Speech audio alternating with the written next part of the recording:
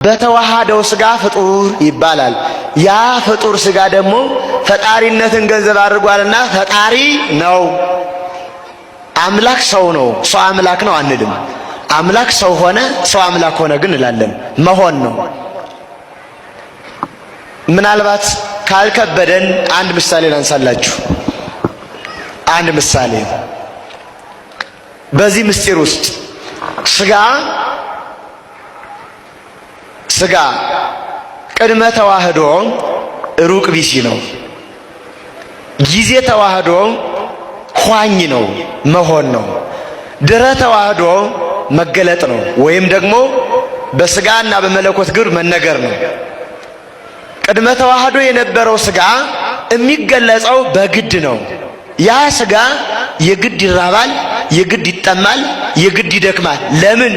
ሩቅ ቢሲ ስለሆነ። ጊዜ ተዋህዶ ያ ስጋ ኋኝ ነው። ቃል ስጋ ይሆናል፣ ስጋ ቃል ይሆናል። መሆን ነው።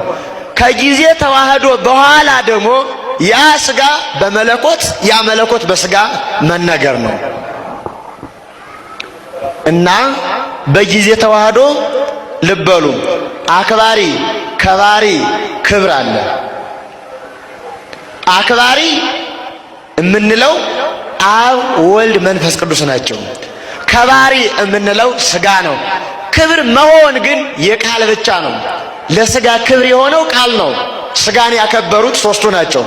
የአብ ማክበር በልብነት፣ የመንፈስ ቅዱስ ማክበር በሕይወትነት፣ የቃል ክብር መሆን ግን በቃል ስጋ መሆን ናት። መሆን ቃል ስጋ ሆነ ባለው ስለዚህ መሆን ትባላለች እና ቃል ስጋ ሆነ ብለን ከገለጽን በኋላ ያ ቃል ስጋ ሆኗል፣ ያም ስጋ ቃል ሆኗልና ስጋ ለቃል ሁለተኛ ለሥላሴ አራተኛ አልሆነም።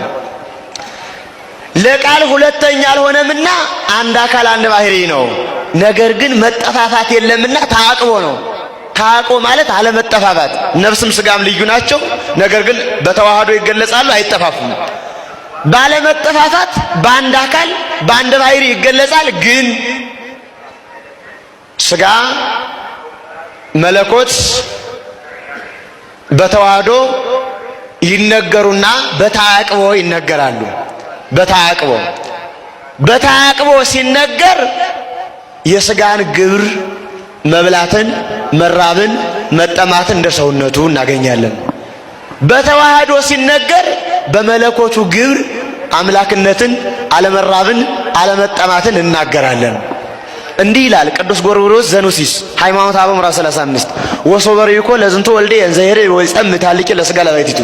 ይሄን ልጅን ሲራብ ሲጠማ ሲደክም ብታየው ለብቻው ለስጋ አትስጥ። ይሄን ልጅን ድዊ ሲፈውስ ሙት ያስነሳ ብታየው ለመለኮቱ ለብቻው አትስጥ። መለኮት በስጋ ገንዘብ፣ ስጋ በመለኮት ገንዘብ ብለህ ተናገር። ስለዚህ ክርስቶስ ማን ነው ካል እንደ ሰውነቱ ፍጡር ስጋን ገንዘብ ያደረገ ነው። እንደ መለኮቱ ያ ስጋ ደግሞ ፈጣሪነት ገንዘቡ ነው። አዋህደን እናገራለን፣ ገንጥለን አንናገርም። እንዲህ ይለናል ቅዱስ ሄሬኔዎስ ዘኤዶም በከመ ይነግራነ መጻሕፍት ከመውቱ ስጋ ከማሁ ያየዳአነ ከመውቱ መንፈስ። መጻሕፍት ስጋ እንደሆነ እንደነገሩን መንፈስ እንደሆነም ይነግሩናል። ሰው እንደሆነ እንደነገሩን አምላክ እንደሆነም ይነግሩናል። ቦ ዘይቤላ መጻሕፍት በእንተ ትስብእቱ ቅዱስ ቄርሎስ ዘእስክንድርያ። መጻሕፍት አንድ ጊዜ የሰውነቱን ነገር ይናገራሉ፣ አንድ ጊዜ የመለኮቱን ነገር ይናገራሉ። ወቦ ዘይቤላ መጻሕፍት በእንተ ትስብእቱ ተመለኮቱ።